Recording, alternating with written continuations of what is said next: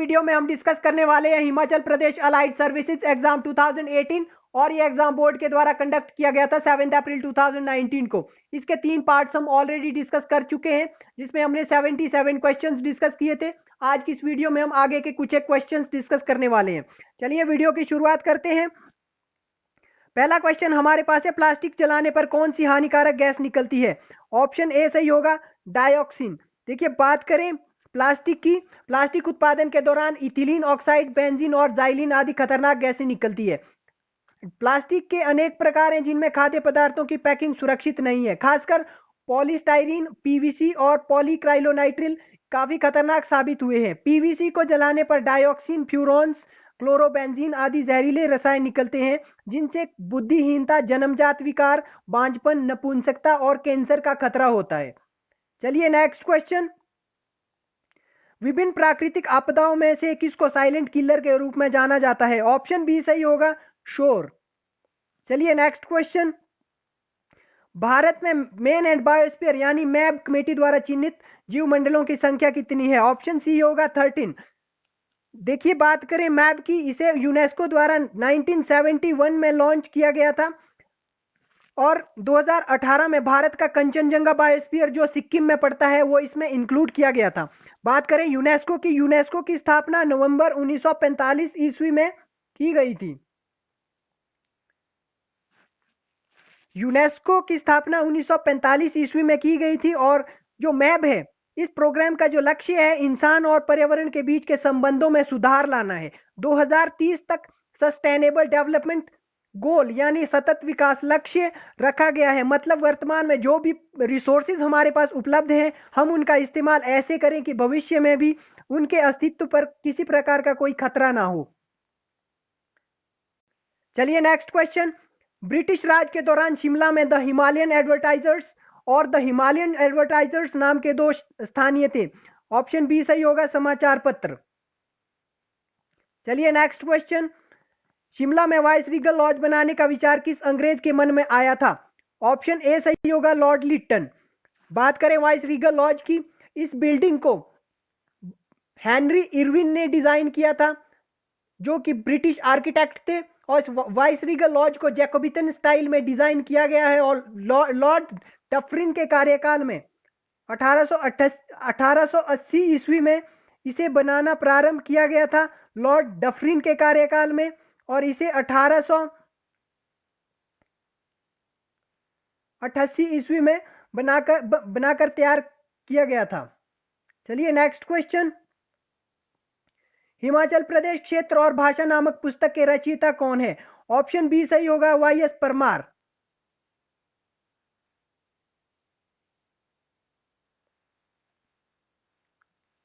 चलिए next question, Himachal Pradesh का कौन सा औद्योगिक क्षेत्र राज्य का हरित ऊर्जा प्रयोग करने वाला प्रथम क्षेत्र है? ऑप्शन बी सही होगा, टालीवाल, जो ऊना डिस्ट्रिक्ट में पड़ता है। बात करें हरित ऊर्जा की यानी ग्रीन फ्यूल की, इसे बायोफ्यूल के नाम से भी जाना जाता है। चलिए नेक्स्ट क्वेश्चन, वर्ष 2016-17 में हिमाचल प्रदेश में चाय उत्पादन के अंतर्गत कितना क्षेत्र आता था? ऑप्शन ए सही होगा, 2310 हेक्टेयर। चलिए नेक्स्ट क्वेश्चन, निम्नलिखित में से कौन सा संयोजन हिमाचल प्रदेश में सरकारी भेड़ प्रजनन फार्म के संदर्भ में सही है? ऑप्शन ए सही होगा, ज्यूरी, सरोल, ताल, करचम। बात करें ज्यूरी की, शिमला डिस्ट्रिक्ट में पड़ता है। सरोल की चंबा डिस्ट्रिक्ट में पड़ता है। ताल हमीरपुर डिस्ट्रिक्ट में पड़ता है। करचम किन्नौर डिस्ट्रिक्ट में पड़ता है। चलिए नेक्स्ट क्वेश्चन, स्पीति नस्ल के घोड़ों की प्रजाति को संरक्षित रखने के उद्देश्य से हिमाचल सरकार ने किस स्थान पर घोड़ा प्रजनन प्रक्षेत्र स्थापित किया है? ऑप्शन सी सही होगा, लरी, जो कि लाहौल स्पीति डिस्ट्रिक्ट में पड़ता है। देखिए लरी में, लाहौल स्पीति डिस्ट्रिक्ट में याक प्रजनन प्रक्षेत्र भी स्थापित किया गया है हिमाचल प्रदेश सरकार के द्वारा। चलिए नेक्स्ट क्वेश्चन, राज्य में लागू किए गए राष्ट्रीय उच्चतर शिक्षा अभियान की वित्त पोषण पद्धति क्या है? ऑप्शन ए सही होगा, 90% केंद्र सरकार के द्वारा दिया जाता है और 10% राज्य सरकार देती है। बात करें राष्ट्रीय उच्चतर शिक्षा अभियान की, इसे रूसा कहा जाता है।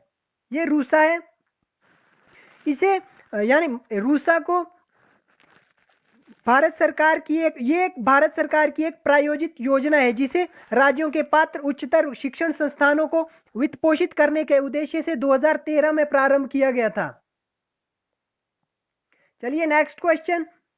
हिमाचल प्रदेश के वर्ष 2017-18 में परिवहन क्षेत्र का कुल अनुमोदित योजना परिव्यय क्या था? ऑप्शन बी सही होगा 1073 करोड़। चलिए नेक्स्ट क्वेश्चन। वर्ष 2017-18 में हिमाचल प्रदेश में बागवानी फल फसलों विशेषकर सेब को ओलावृष्टि से बचाने के लिए ओला रोधक जालियों का पर प्रदेश सरकार ने कितना प्रतिशत उपदान प्रदान किया, यानी कितने प्रतिशत सब्सिडी दी? ऑप्शन डी सही होगा 80%। चलिए नेक्स्ट क्वेश्चन। हिमाचल प्रदेश का कितना क्षेत्र वनों के अधीन आता है एवं ये इसके कुल भौगोलिक क्षेत्र का कितना प्रतिशत है? 37,033 वर्ग किलोमीटर वनों के अधीन आता है और ये कुल भौगोलिक क्षेत्र का 66.52% है। ऑप्शन ए सही होगा। चलिए नेक्स्ट क्वेश्चन। कुल्लू और लाहौल स्पीति को विभक्त करने वाला प्रसिद्ध रोहतांग दर्रा, उसका पुराना नाम क्या है? ऑप्शन सी सही होगा भृगुतुंग। बात करें रोहतांग दर्रे की, इसकी ऊंचाई समुद्र तल से 4111 मीटर यानी 1350 मीटर है, 1350 फीट है। इस दर्रे से व्यास नदी का उद्गम हुआ है।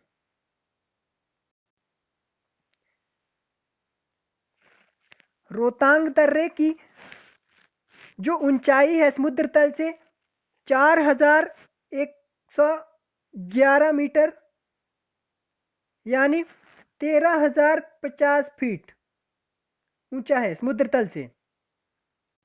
चलिए नेक्स्ट क्वेश्चन।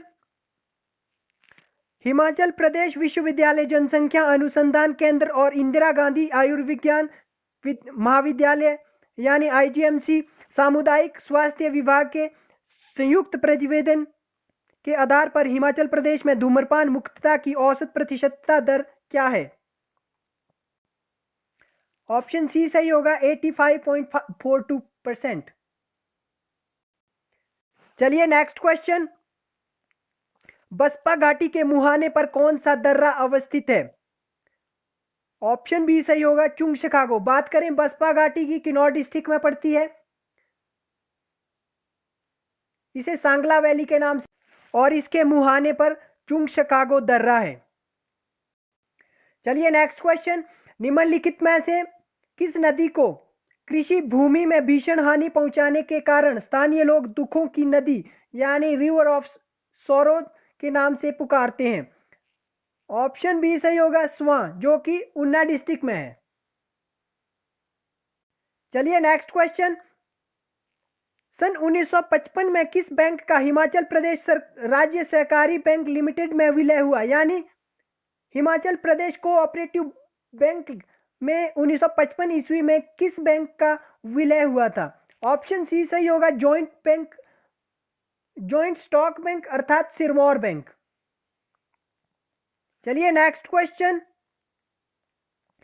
हिमाचल प्रदेश के सलरोपा में प्रथम बर्ड रिंगिंग स्टेशन स्थापित करने में महत्वपूर्ण भूमिका निभाने वाले वन्य जीव विशेषज्ञ थे?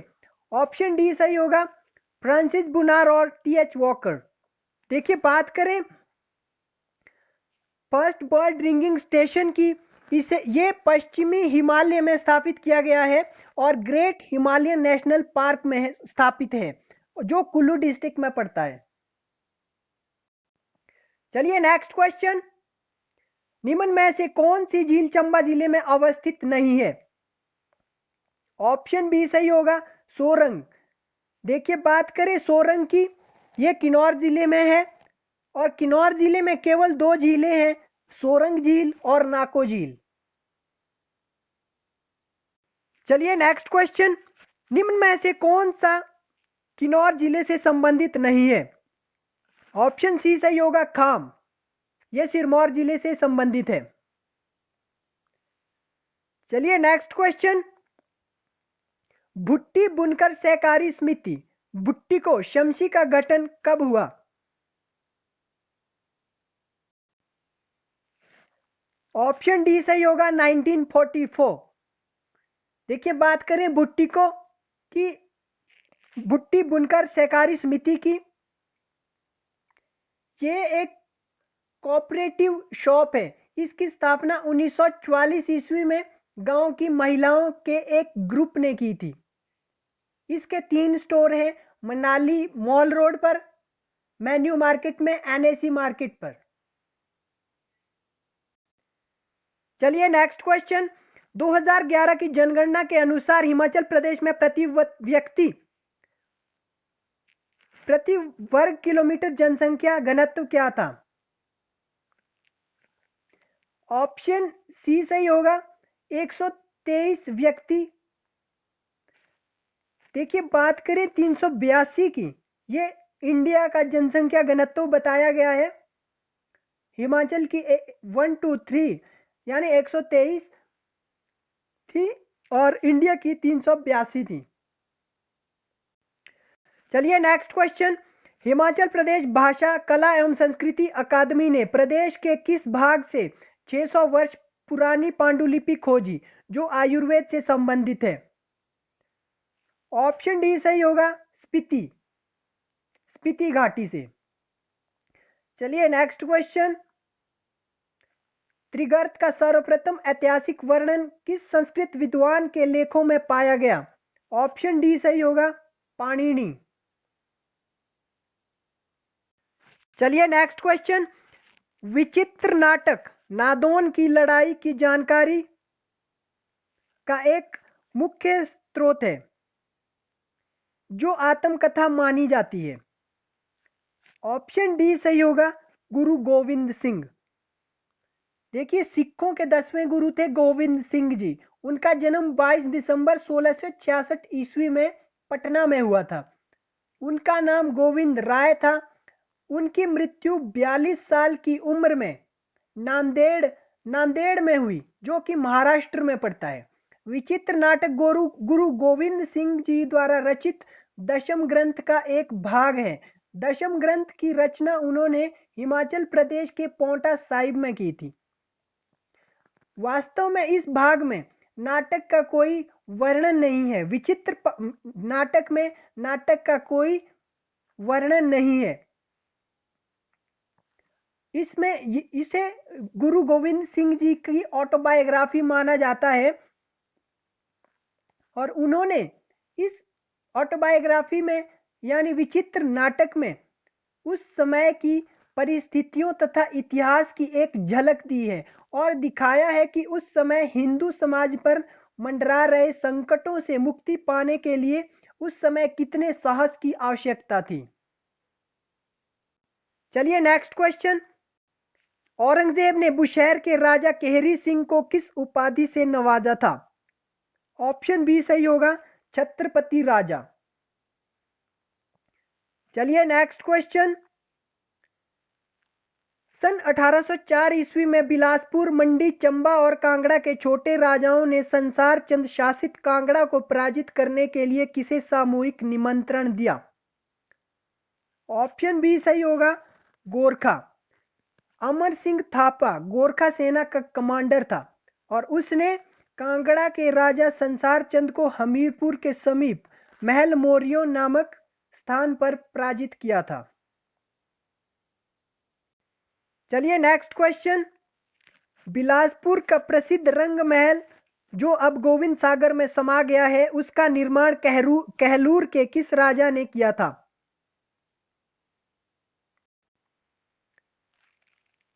ऑप्शन बी सही होगा, राजा विजयचंद। चलिए नेक्स्ट क्वेश्चन। पटिहार और कन्हारा जो ब्राह्मी लिपिबद्ध पुरातन शिलालेखों के लिए प्रसिद्ध है, वो किस जिले में स्थित है? ऑप्शन बी सही होगा, कांगड़ा जिले में। चलिए नेक्स्ट क्वेश्चन। जालंधर और त्रिगर्त के राज परिवारों के विस्तृत इतिहास की चर्चा करने वाले प्रथम विद्वान कौन थे? ऑप्शन डी सही होगा, एकनिंगम, और वो एक यूरोपीय थे।